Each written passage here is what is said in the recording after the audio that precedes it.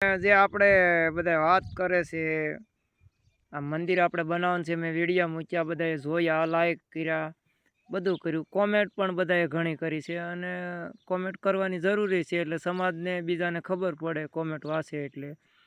અને મારું એવું કહેવાનું નથી કે આપણો હિન્દુ બાબર સમાજ કામ નથી કરતો, કે આપણે હિન્દુ બાબર સમાજ પાસે આ કોઈ સમાજનું કાર્ય નથી થતું, એવું મારું કોઈ કહેવાનું જ નથી. મારું કહેવાનું એમ છે કે આ મંદિર થઈ જાય ભાઈ, ખંડેર થઈ ગયું છે, આ મંદિર થઈ જાય એટલે આખા હિન્દુ બાબર સમાજના આભાર.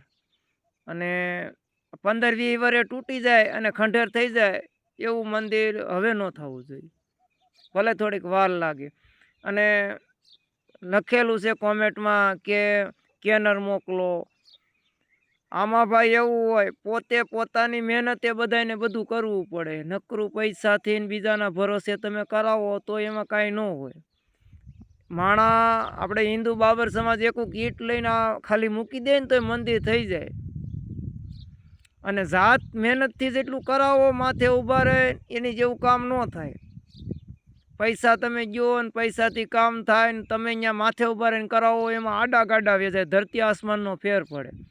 અને કાર્ય સમાજમાં ગમે એ કરે એમાં સમાજને ભેળું રહેવું પડે.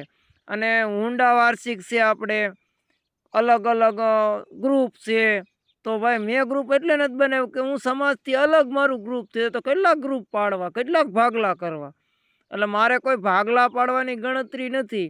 અને હું તો એમ કહું છું કે બધાય ગ્રુપને, બધાય સંગઠનને અને બધાય બાબર સમાજને આમાં ભેળું મળી અને આ મંદિરનું કામ છે, એટલે આની અંદર બધાયને સદભાગ લેવો જોઈએ.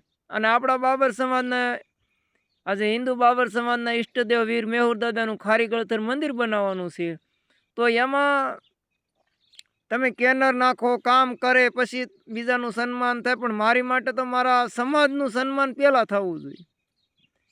બીજા કોઈનું થાય ન થાય એ મારે નથી જોવાનું, સમાજનું સન્માન પહેલાં હોવું જોઈએ. અને સમાજ જે હોય માનો તો જ બધું થાય, નહીતર કાંઈ ન થાય. જય માતાજી, જય મેહુર દાદા.